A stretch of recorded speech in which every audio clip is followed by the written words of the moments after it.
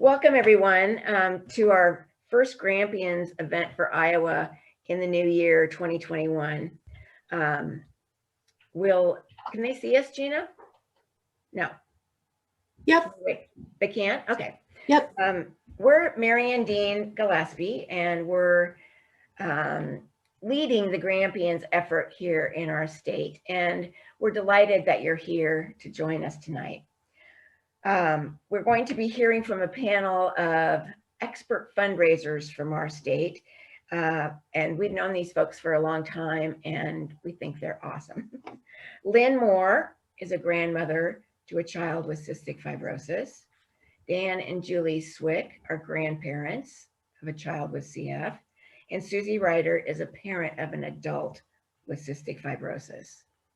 These fundraisers have been raising funds for CF for 7, 4, and 20 years, respectively. And we're so excited to talk with them about their fundraising successes and how they ask people for money, which I think most would agree is not our favorite thing to do. Mm-hmm. So a few notes before we get started.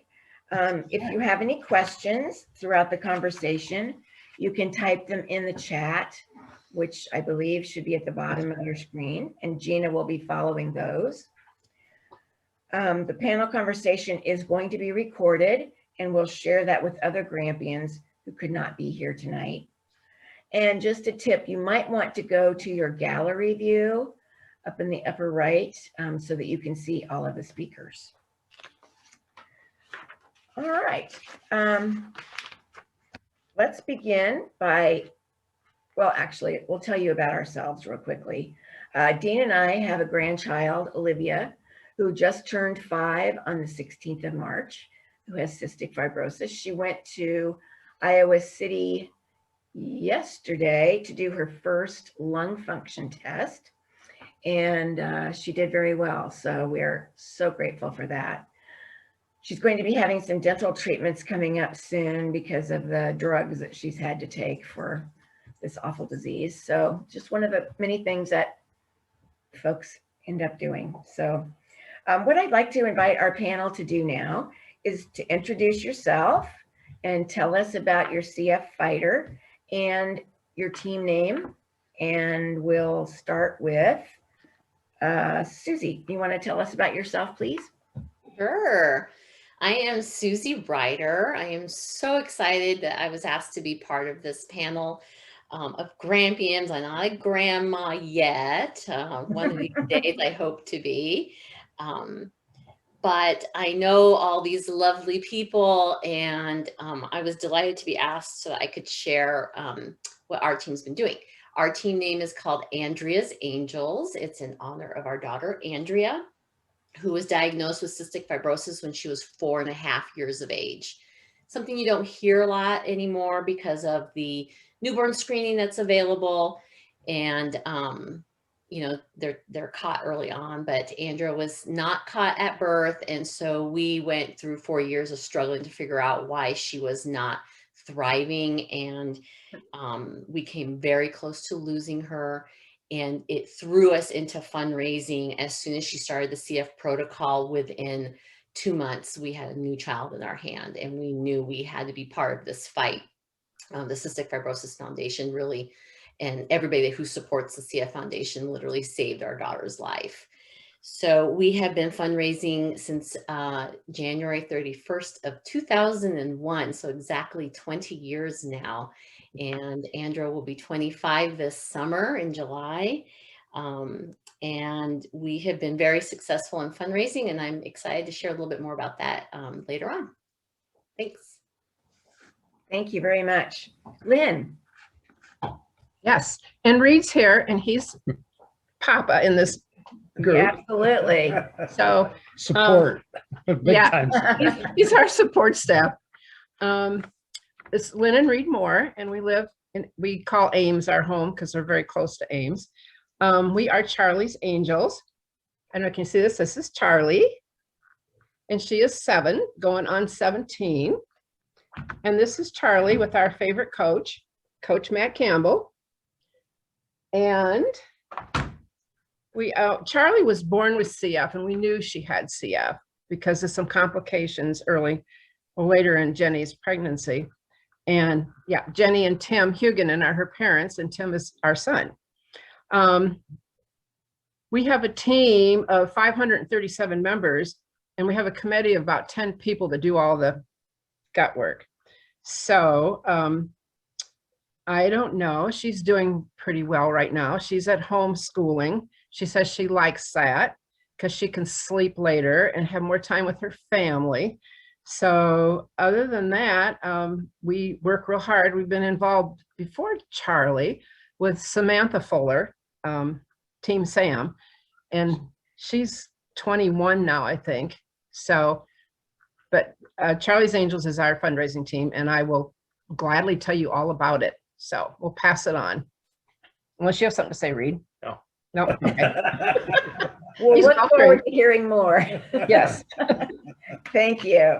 And Dan and Julie. We're Dan and Julie Swick. We live in Fairfax, which is right next to Cedar Rapids, Iowa. We have a 4-year-old grandson who is diagnosed with cystic fibrosis through the birth screening. Evan is his name, so we are Team Evan O'Hearn. We're relatively new at this. We didn't have any history of cystic fibrosis in our family trees that we were aware of on either side. So this was relatively new to us when it happened.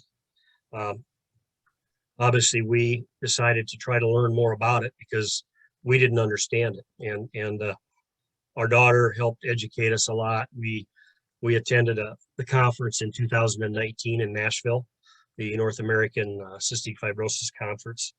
And it was one of the best things we did because we learned a ton about what this disease is, the invisible disease. And we're actually rookies at fundraising. We've kind of stumbled along so we can share some pros and cons with everyone. Pay real close attention to Lynn and Susie though, because they're the ones that do a great job with this. And I learned a lot just meeting them and listening to them talk in the past. So we'll share what we've done, and we're excited to have an opportunity. Again, we were inspired by the Cystic Fibrosis Foundation. I talked about this, the retired CEO, Dr. Campbell. We had the privilege to hear him speak. I think he had retired for a couple of years, but he was actually speaking on behalf. And then if you go to these conferences, you get to meet people like the current CEO, Dr. Boyle and Dr. Collins, Francis Collins, whose name is known nationwide now. But we'll talk a little more about our fundraising events, and again, we're honored to participate. So, my wife Julie next to me, excuse me. Thank you so much. Well, we're going to let the panelists take over here, and if you can each kind of tell us about your fundraising strategies, your favorite events, things that have gone well, things that you've learned from that maybe didn't go so well. And we'll start with Susie. Okay, thanks. So like I said, we got involved immediately with the Cystic Fibrosis Foundation because we saw the results of what it was like to start on the CF protocol. And we just knew it was a given. We had to continue what they were doing. And the event that we got involved with was Great Strides. I'm wearing the shirt. I loved the phrase, great strides. I'm kind of a literal person. I love words. And that's exactly what we wanted to do. We wanted to keep moving forward with the foundation and making great strides in the world of cystic fibrosis. So what we did initially, this was 2001, was a letter writing campaign. That came easy to me to do. I am a graphic designer and my field is in direct mail. So I kind of already knew, the quick asks, the bullet points to ask, and just putting your heart out there and maybe sharing your story, but keeping it short. The attention span is not like it used to be. So, just to the point and send out the letter. So our first few years, we raised a few $1,000s. And then my direct mail mind kind of kept coming in. It's like, what can we do to engage people, to get them to give a little more? And I started doing little like giveaways. In the direct mail world, they're called freemiums. So for a certain dollar amount or for a subscription to something, you get something. And so our little freemiums became posters. I had people in the Des Moines area who were artists design posters that were rose related. Probably everybody watching here knows the 65 roses story. So the rose has become an icon to this ugly disease. And so each year that they donated, they got a new poster designed by a new artist. So that was kind of fun. I've stopped doing that because you just kind of have to change things up. But I still, to this day, 20 years later, am still doing a letter writing campaign. I have not swayed from that, even though social media has become a huge part now of our fundraising as well. When you're thinking about fundraising, obviously you're going to ask your friends and family, but I want you to also think about outside of that immediate bubble, and that's what we call the sphere of influence. That's kind of hard to say. And this piece of paper really helped me a lot because it made me think, oh yeah, who else can I ask? And I get donations today from my home insurance broker, from our veterinarian, doctors. I mean, even when I was at a doctor visit, I might take my letter with me and hand it to my doctor. This is like my general practitioner, my dentist. My dentist has retired and she still donates money to our cause because I have her address now. And so she gets a letter every year. So think about that. And also think about not getting too distracted by those no responses. No's are not easy to hear, especially when they're coming from family. There's family members that are just not going to give for whatever the reason may be. And something I kind of just always think in the back of my mind, and I stole this verbiage. No just means is the acronym for next opportunity. So when someone says no, just thank them for their time. And, you know, the number one thing you've done when you're asking for money is you've done two things. You've advocated, right, for the cause, which is to make CF stand for Cure Found, and you've promoted awareness because it happens time and time again. Those people who said no, a few of them, and a year later, 2 years later, all of a sudden will be able to give, and they will remember that ask. So don't get too caught up with the no responses. When it comes to social media, if you are partaking in that, you know, try to learn a little bit about hashtags and how those are used in the Instagram world. They're used a lot. So you promote yourself. Sometimes I over promote myself. I get too excited with it. And sometimes I just have to tell myself, back off a little bit, give some room for some space, and then get back at it. It's fundraising season right now, so I'm really busy pushing our fundraiser for Great Strides, which our walk is coming up in May. So we do t-shirt sales. Those are still popular. They're not my biggest fundraiser, but once again, probably bigger than fundraising is promoting awareness and advocating. Without those two things, you couldn't fundraise. So keep that in mind when you're doing certain things. And what else? And then again, back to those no responses. So I wanted to share a story. We frequent a sushi restaurant that we absolutely love. And I asked them for a donation once and they said no. And then I asked them later if they would consider not only donating, but maybe doing something with the restaurant, like giving a percentage back. And they said no again. But we continued to go because it's our favorite sushi restaurant. So I kept thinking, gosh, I got to really sell myself to this guy because I was just so enamored by how great the food was, but the atmosphere, they're just such loving, giving people. I felt it. And so I showed up another time, and this time I showed up with a folder. I had one from the CF Foundation, this one, and in it I provided information that our chapter gave us. But on top of it, I printed out this story. Andrea attended Iowa State University, and they did a story about her, and it was on the front page of the Iowa State Daily, and it talked and showed photos of her doing her treatment in the dorm room. It talks about cystic fibrosis. It gave some the journalist did a fabulous job with this report. So I included this plus a handwritten note again saying, you know, I would love to team up with you. I just know we could do something really great. And not even a month later, he calls me, and he had read everything, and he said, I'm in. Not only do I want to do something with the restaurant, but I'm going to donate $500. And so, you know, my persistence paid off. And this last December was our 5th year working with Wasabi and doing what they call the Andrea's Angel Roll. So every year for an entire month, they come up with this Andrea's Angel Roll. It's new every year, and they promote it for the whole month, and they donate 20% of the proceeds from so they basically make nothing from this because they donate all the proceeds that they earn from the roll. It's been a great success. Everyone looks forward to it, and we start announcing it, you know, through social media, and they announce it. And so we've had a lot of fun with that. So my no turned into a yes, and it turned into a great yes, you know, after a few tries.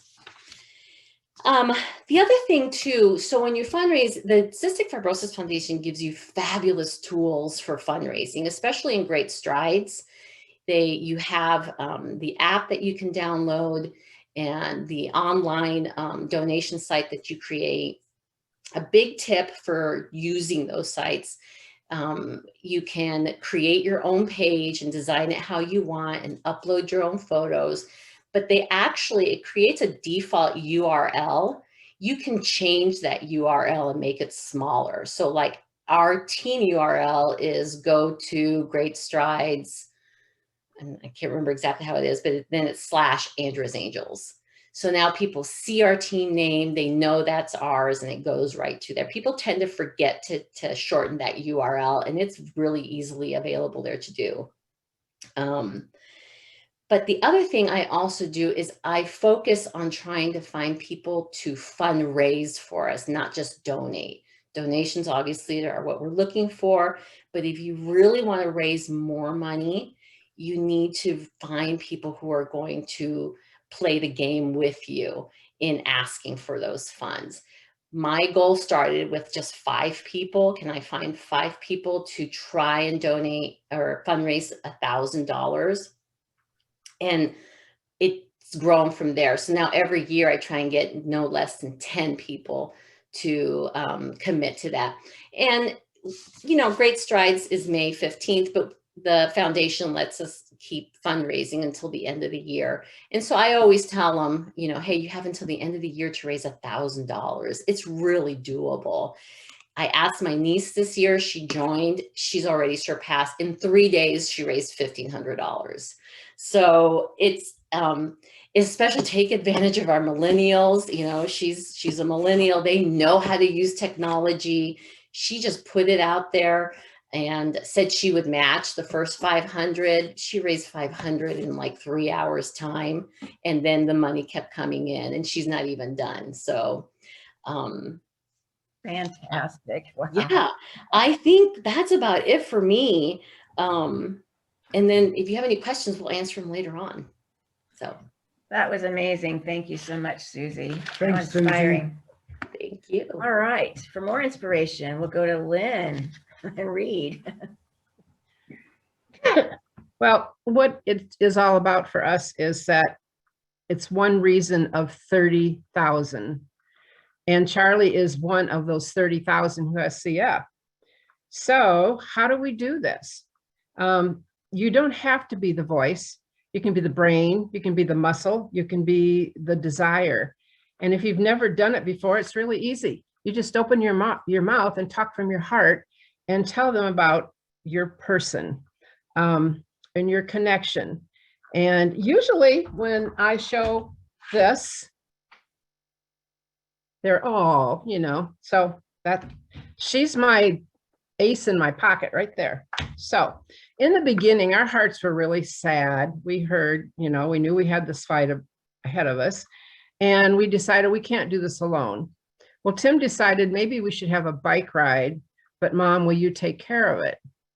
Well, we said, of course, you take care of the girls, we'll take care of the fundraising. And that's kind of how it's been in our group. So, and we asked people, some people are very generous and give money. Like Susie said, don't be offended by the no's. If they tell me no, then I say, well, a lot of our fundraising is done at our fun events. If we're going to do this, we're going to have a good time. And we invite them to attend. And they do, and they spend their money at these events. One of our issues is we don't spend money to make money. We've found a lot of people who will donate event sites and pretty much anything else we need. So bringing people on, we actually have committees set up. We have several different events that we do. And I have a group of people that will do the lunch with coach, the gala, the bike ride, right down the line. And they help every year. This is what they want to do. So that makes it really, really easy. My biggest success story is working with Coach Matt Campbell at Iowa State University. And he, if you know the man, he's got a little boy, Rocco, Charlie's age. And when we first approached him, he jumped right on board. So the football office called one day and said, could we bring Charlie up to meet Coach? He wants to know who she is. So we went up to a spring practice, Tim and Charlie and I. And after practice, Matt came over and he talked to us and he picked Charlie up. And the first thing she said to him was, my dad likes those Hawkeyes. Well, Matt just smiled and said, we'll take care of that, which he has.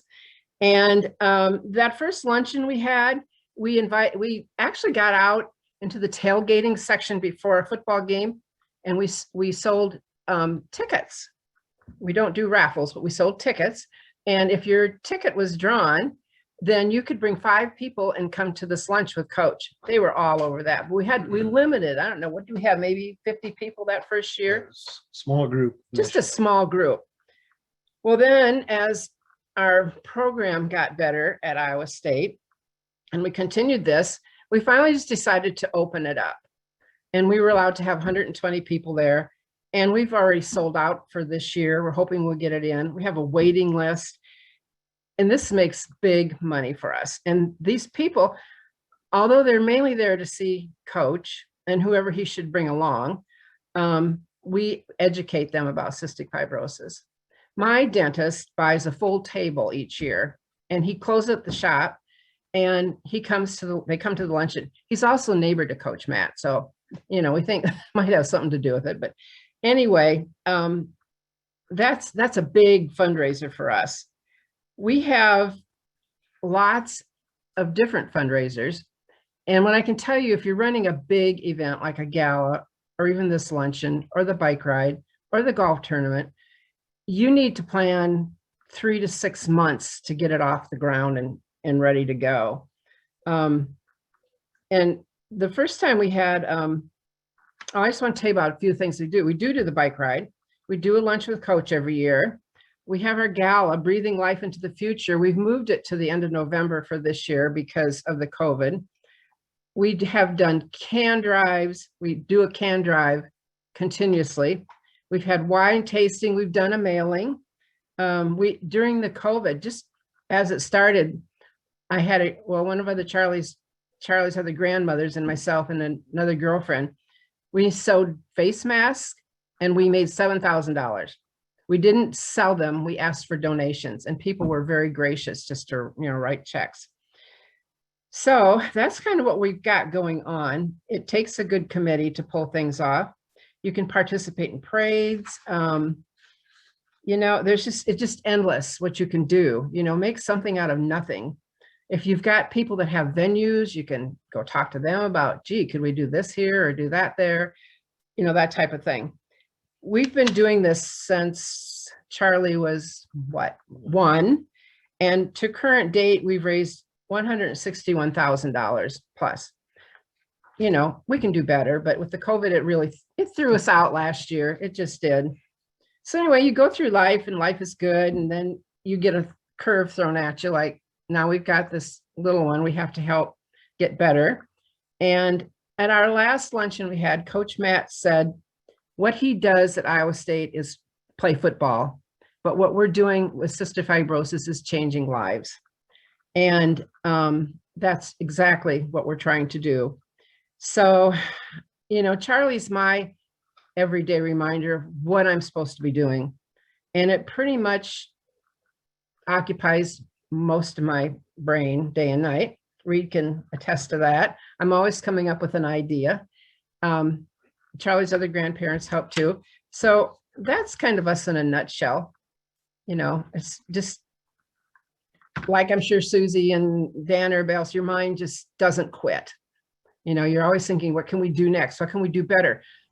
We've had to rearrange some things that didn't work out. Now I go, okay, we won't do that next year, you know, but if you don't try it, you don't know. So How did you cultivate the relationship with a Hotel Patty? oh, it was Jay and Denise Jan, yeah, were the owners. And did we go over just for a visit to check things out? we did our bike ride, and at the time they had a food truck at the That's Flat Tire in Madrid where we started that year. And I had spoken with Jay about donating, you know, preparing maybe a Charlie burger. And he's like, absolutely, we'll do that. You get the full profit from it. Then we get there and the truck is not there. It's not open. Nobody's communicated with anybody. And we kind of got left in a, you know, oh my gosh, we had all these people, hundreds of people riding their bikes and no food. So I visited with him a little bit and said, you know, we're kind of disappointed because we had hungry people, first of all, and he felt really bad about it. So then he approached us saying, let us do something really nice and big for you at the hotel. And that has just stayed, excuse me, every single year. I have a big gala. We have Mike and Andy, the dual pianists, that entertain us for the evening. We have food, lots of drinks. Usually the hotel's filled with our people, and it's just a really fun event. And we make a lot of money there too, because we have silent auctions, and everybody likes a good auction. So that's how that came about, and it's been carried over through the years. New owners. The hotel has changed ownership, whereas the stipulation was made that with a new owner coming in, he needed to entertain us and take care of us, which he did. That's a great story. Yeah. Wow. Thank you so much. Well, thank you. All right, Dan and Julie. Well, I'm going to start out a little different. You heard from the pros with this, Lynn and Susie and Reed. They've been doing this for a long time, and they do a fantastic job. Again, I learn something every time I hear them speak. But so I'm going to start out with the education part of it, and that's kind of probably what I struggled with the most in the beginning, was trying to understand what CF is, and it affects people in a different way. And like Lynn said, there's 30,000 reasons in the United States to raise funds. But my inspiration again came from the CF Foundation, specific people like Dr. Campbell, Dr. Boyle, that when you listen to them talk and you realize the passion that they have for what they do, it just stirs something in you, and it flows over into you, because you know they're sincere people. They're telling you CF is going to stand for a cure found. You've heard the phrase "until it's done," and that's how we talk in our family. You know, until it's done, cure found. So it was a no-brainer for us to come up with something to do for a fundraiser. And I talk openly about cystic fibrosis because I've been educated by my family, my daughter, obviously, and of course the foundation. But in doing that, our first event was in 2018, and it was through Metro Harley Davidson, which is a motorcycle dealership in Cedar Rapids where we bought a motorcycle. They suggested a motorcycle rally, and it's just a ride through the local areas. And I said, sure, why not? They put us on the calendar. We did a little bit of advertising on Facebook. And again, I say we because there's so many people that are part of this. I'm talking about it, but the work's done by we. Trust me, there's a lot of people, sisters and sister-in-law, sisters, daughters, neighbors, everybody chips in, and they're all willing to help. They really look forward to doing it. It's amazing. So we started out with a motorcycle ride. What we do is we just traveled around the local area. And then we ended up at a local restaurant, Wild Hog Saloon. And I'm mentioning these places because they're continue to be our partners with this, and they donate as well. And, you know, we just throw our hat in the ring and we raised $3,200 just like that. We had a silent auction, a motorcycle ride. It went well. We learned a lot. I wish I'd have talked to Lynn and Susie before that we did our first event, but it went well. We raised some money. We were happy with it. The second year we had it was 2019, and it rained out. We had rain. So a motorcycle ride, you can't do much when it's raining, right? You think, what do you do now? We went forward with the silent auction, and the local business actually did it virtually.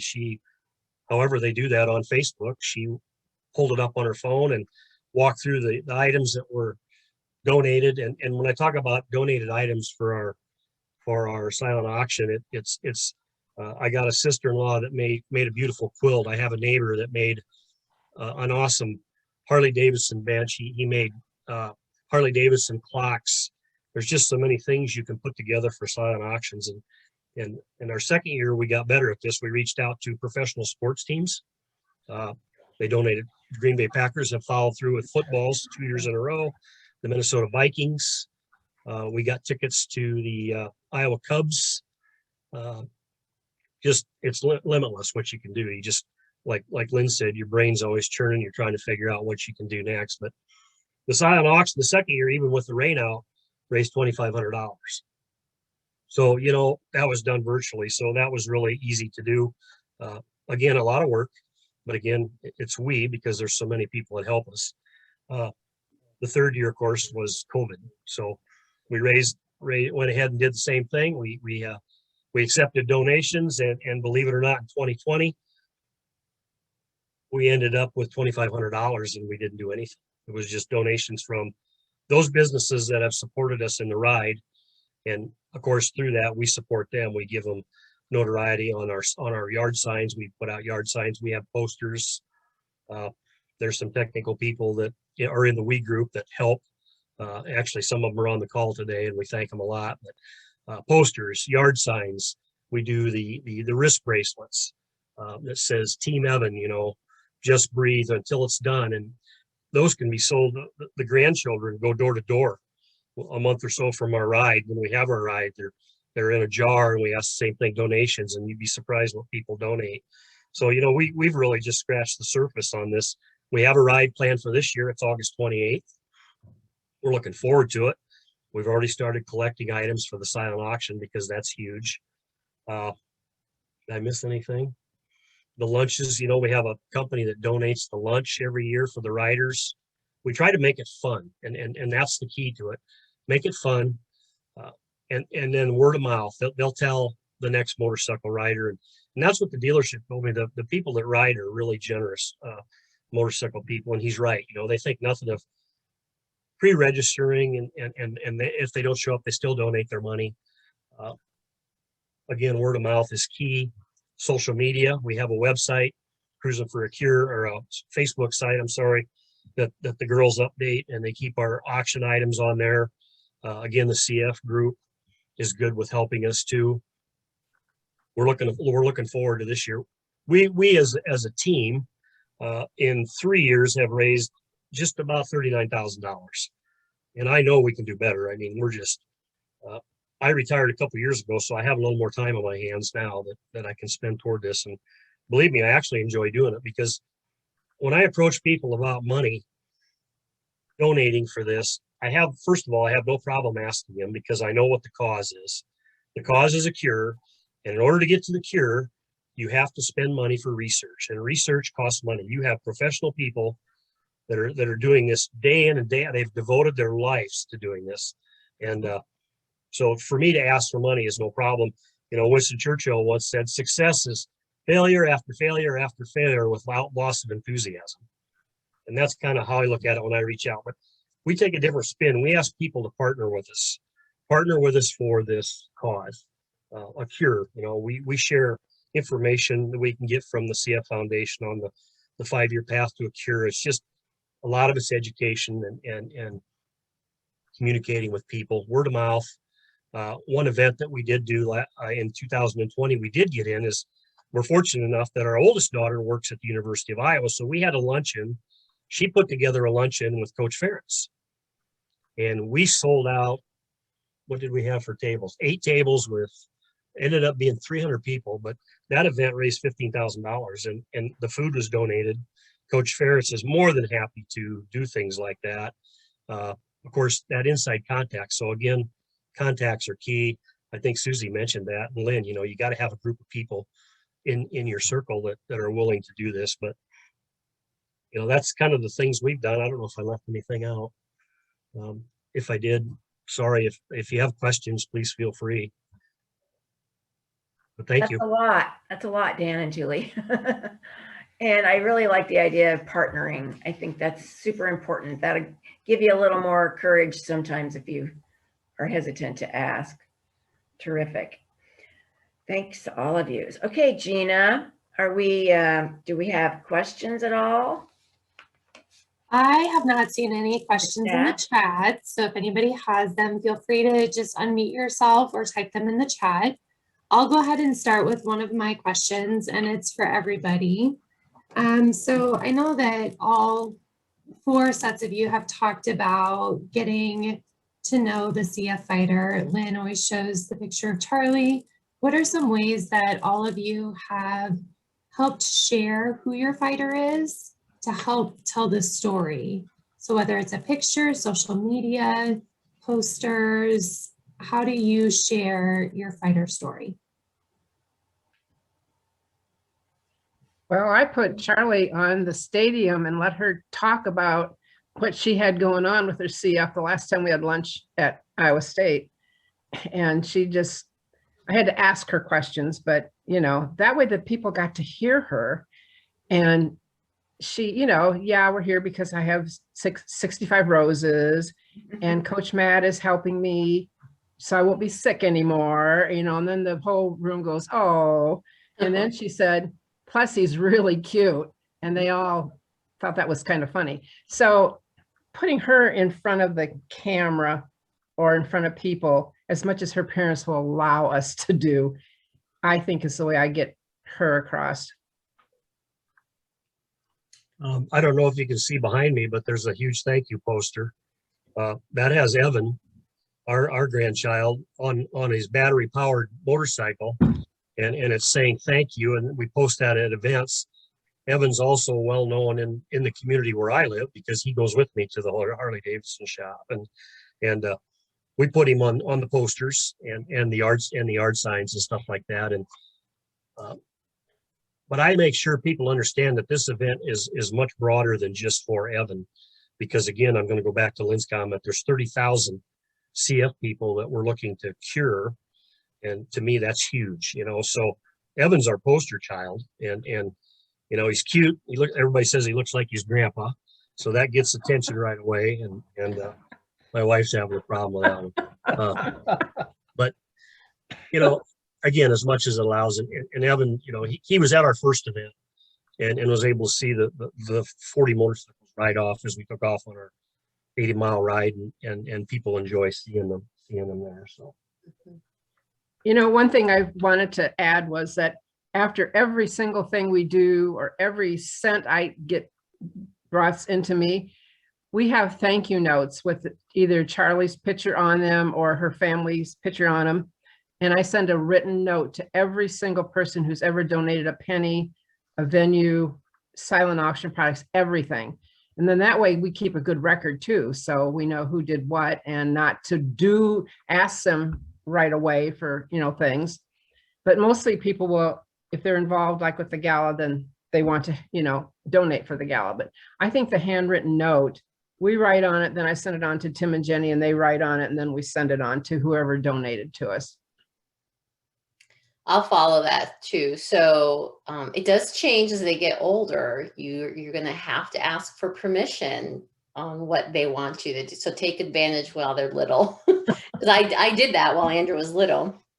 But this is, I don't know if you guys can see this.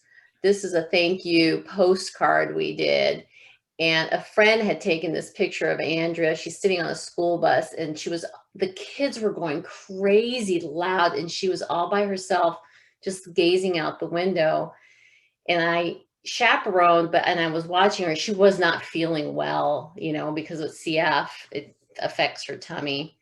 But this year, the Cystic Fibrosis Foundation was asking everybody like what their wish was for cystic fibrosis, and her reply, and I used it on this thank you card, was, I'd like 37 to just be a number. She was tired of hearing of life expectancy numbers, and at the time 37 was the age, and she didn't want to think of 37 as I could possibly not be here anymore. She wants to think 37 is just a number like any other number. And so, you know, kind of tug at the heart. And then in the back, this was the year I did a postcard, and then I just write our thank you, what we raised, and then address it. And if I do, you know, I might sign if I have the time, because we'll have hundreds of people to send to, but a quick little thank you note or a heart or something that goes on there. But yeah, follow through is a big key.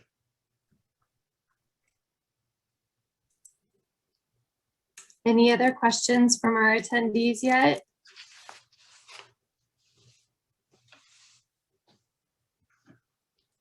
Hi, I am Andrew Connor. I live in Lubbock, Texas. I feel like I'm kind of crashing your party.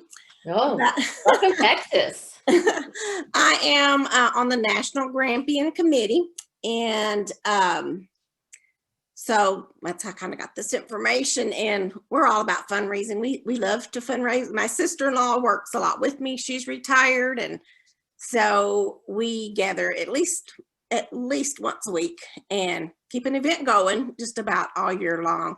So it was good to hear from all of you guys. I think I've met Susie at VLC before, and I've recognized some of your faces on other Grampian meetings we've had, but anyway, I just wanted to kind of get information from you guys. This is Breland.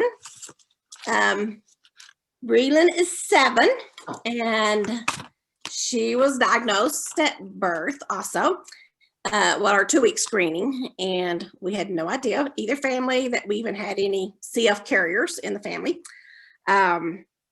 We have since my mother, who's 93, had 2 siblings that died early, one like at birth, other, you know, so now looking back, we feel like it was probably CF, but you know, it was basically 100 years ago.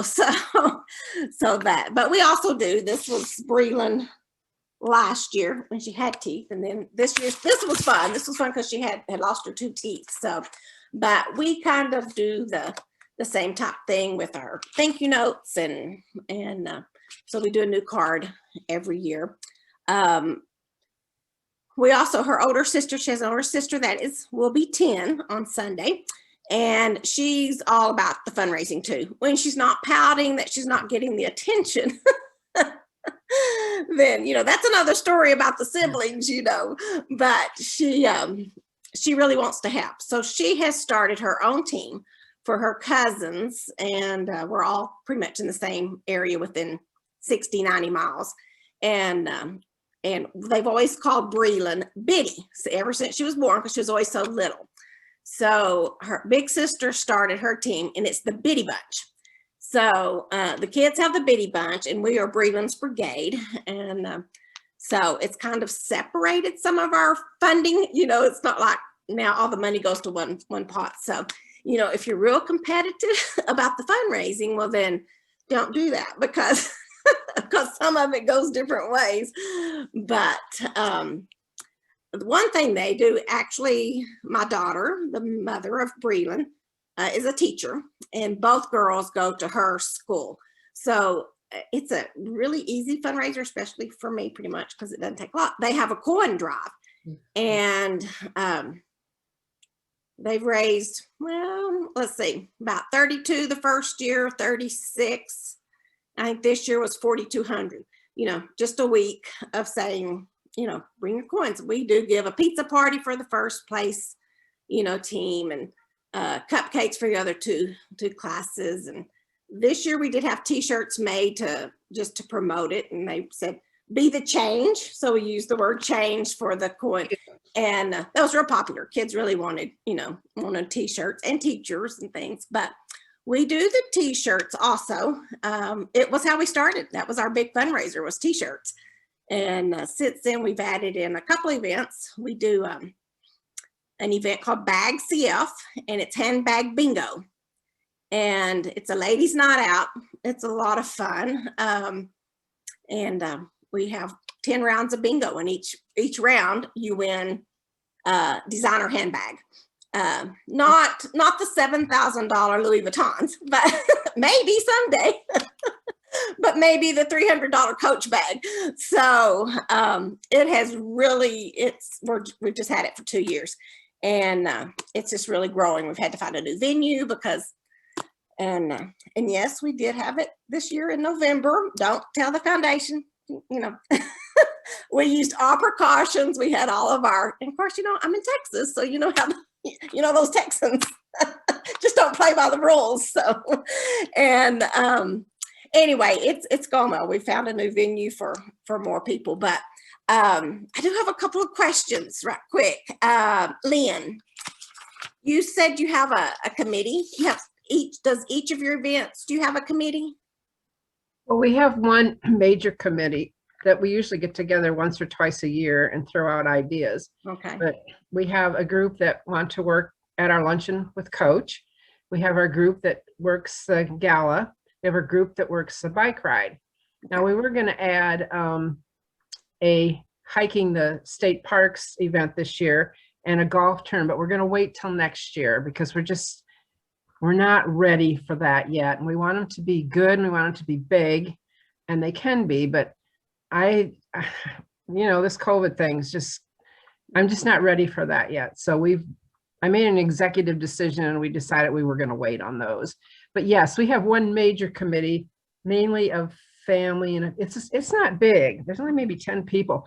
Okay. We get a lot of people that'll show up at our events, but we don't have a lot of people that we can get to help put them together. Yeah. And that's, you know, and I'm finding that with another group that I work with too. It's the same thing. So I don't know how we're working on that, but yeah. Okay.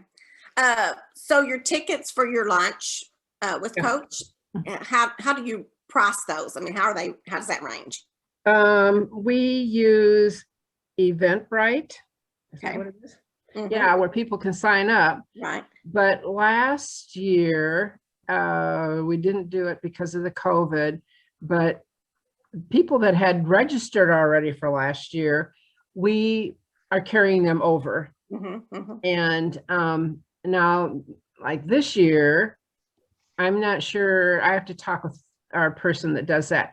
I have a wait list already. So I think we don't even have to mess around with Eventbrite, that we'll just have people pay at the door or whatever. And, you know, I think we're going to be charging like $50 a person to get in this year because we've got such a great football team. Mm-hmm. We'll be coming to Texas.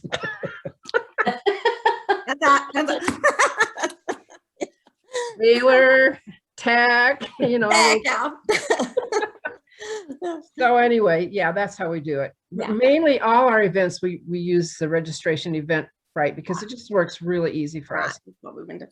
So, but you also sell a table for a reduced amount, or? No, it's not reduced. We just have people want that many seats, and they want to know, they know that we can only have 120 people. Iowa State provides the facility. Hy-Vee provides the meals.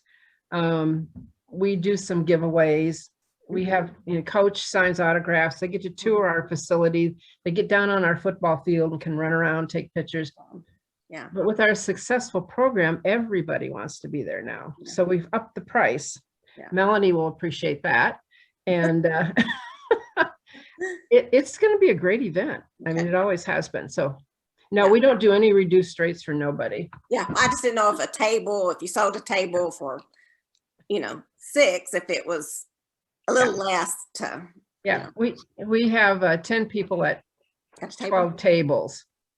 So Mhm. yeah, and we've got several tables totally sold out already. Great, that's fun. Well, we could probably do that with our basketball program, but not our football. Nobody would want to come in here, but for basketball, yeah, that would be a great. Yeah, And yeah. yeah. You know, it's amazing how these coaches are. I had a coach approach me at Hy-Vee, an Iowa State head coach that I had never met before. And I had written on the back of a piece of paper that had a picture of Matt and Charlie on it because we were done using them, my grocery list. And he walked up to me and he said, "Hey, you know Coach Campbell?" And I said, "Yeah." And here it was one of the other head coaches. And he said, "I want to do everything he does, but more." So then we had this competition going between the Oh, good. coaches. So Yeah. most coaches are very willing to help. Yeah. Well, we did have it was our CF Care event last year. And no, it was before that because it was before COVID. So the year before. And it was like 3 of us showed up. And so we had this nice room and hot. I was in the summertime because it's super hot. Well, the tech, one of the tech coaches came in and said, "Can we ask y'all a favor?" They were out on a patio at their top, like a Top Golf. And they were at the patio because we had this big, nice room. And so they came, and there were 3 of us. So they came in and said, "Do you mind if they were bringing recruits in, recruits' parents, and they're out and it's 100 degrees on the patio." And they said, "If it's just a 3, do y'all mind if we come on in and use a room?" And I mean, gave us their name and said, "Anytime you need anything." Yeah, So now I know where to call in that favor. right. So, yeah. That's right. Great. Well, thanks. Okay, Dan, I had a question for you guys. Okay, you said y'all raised like 39,000. So where has most of that come through? Y'all also have a dinner or something or luncheon? Well, I included our Great Strides Great Strides. Okay. money as well as our fundraising event. Okay. And then that number also includes the luncheon we had at the University of Iowa. Okay. We did sell it by table Okay. and set it a price and had, it was 10 to a table, and I can't remember what the price was, but Okay. that event raised 15,000. I was talking to you, and That's the good. university actually handled, everything was done online as far as the Okay. table sales. So it sold out, and we still get requests today that, are we going to have that event again? Because I know we could sell a lot more. The university provided the location right there in the stadium, actually. And that was a neat event. Hopefully we can pull that off again. And they provided the location. What about Yes. food? Was that Yeah, provided? they gave tours of Kinnick Stadium, let them go down on the fields. It was a pretty neat event. Fun. Okay. That's helpful. That's gave us a lot of great ideas. So glad that you could join us this evening. Thank you. Away from Texas. Yeah. You know, you could probably get Patrick Mahomes to come back. Well, we've thought about that. We have, we do have some connections. So Yeah, he's a great person too. Yeah, he is. I saw a question come in, Gina. Yep, so the question is for Lynn and Reed. And the question is, how would you raise money with a state park hike? That's what we were just beginning to work through. And we were hoping that we could have people form teams. And we wanted to get at least 40 teams. And each team had to raise $500. And they could do it any way they wanted to. They could hike anywhere, hike in the parks, keep track of their miles. And then we'd want them taking pictures and, posting them on a Facebook page and giving them several months to do this. Hiking in the state parks has become pretty popular here in Iowa right now. So we had some great interest, but we have some other things going on, and not that it is more important than CF, but it's taking our time. And I just didn't have the time to get it together the way it should be. So that's how it would be. And I think it'd be really successful and a lot of fun. Each team would have their own team name. They could dress in costume, or they wouldn't even have to do it alone. You know, I don't care how they raise the money or where it comes from. It's just, you know, it would be a fun thing to do. And it could be, we have a lot of people all over the United States, you know, they could do it in their own states and maybe get some sponsors. In a couple places, I knew someone that probably would be willing to take on a couple teams. And, you know, I just think it'd be a really good event, but I just don't have the energy right now. And I have no help right now. So it's going to have to wait till next year. You know, also as a reminder, the CF Foundation, again, really does provide a lot of great tools, and they have means to hold passion fundraisers. So reach out to your chapter if you have questions on how to get one of those started. Can you talk a little bit about that, Susie? Well, you know, personally, I haven't even used it, but I've seen it. But I will say, besides Great Strides, they do the Extreme Hike is another big fundraiser for the Cystic Fibrosis Foundation. And they do a Cycle for a Cure. So there's different ways you could get involved. It doesn't have to be just Great Strides. So you could, you know, do these other fundraisers that the CF Foundation holds. I believe with the passion fundraisers, and Mel, I think you're on, maybe you can correct me, or Gina, you have to raise a certain dollar amount to be able to use the passion fundraising site. So there's a little bit of guidelines on following through with that. But, you know, if you think you have the means to be able to raise the minimum amount, you can do that. Passion.cff.org is, you can see what other people are doing. So just a reminder that the CF Foundation really does provide great tools for all of us to use when it comes to fundraising. See, you mentioned passion fundraising, and oh, this always happens to me. It always happens to me on Grampions calls, actually. You don't need to see me, but you can hear me. So passion fundraising is something that we are, you know, in many ways, it's what a lot of you are doing. You're raising money and you have the passion, but we do have the opportunities where you can use our a website that's created by us, and you can talk to us more about that. And we have all kinds of things that we're doing with passion fundraising now. So feel free to, as Susie is she is our commercial for the foundation. So we appreciate that. But yeah, reach out to us. We'll be happy to help you. Well, and you know, the Extreme Hike one, I've always wanted to do that one, going back, because hiking is really popular right now. But that Extreme Hike is, I mean, it really is extreme. My good friend did the one in the Grand Canyon, where they do the South Rim to the North Rim, and it's, I don't know, what, 20 some miles, and it's from elevation down to back elevation. It's extreme. That, though, was what gave me the idea of how can I go extreme in the name of a CF cure. And in 2019, it's when I made the announcement at the Volunteer Leadership Conference that I would go bald if our team raised $50,000. And by the end of 2019, Andrews Angels had raised $62,000. And so I had planned to go bald in 2020, and we were going to have an event at a venue, and that got postponed because of the pandemic. I then changed the date. It got postponed again. And then I told everybody, if it got postponed the second time, we were doing it regardless. And on June 19th, I went live on Facebook and on Instagram. So I had to have two phones. I had them on tripods, filming me. And I had my friend who's a hairdresser. And we made it another event. I had my hair in 25 little mini ponytails.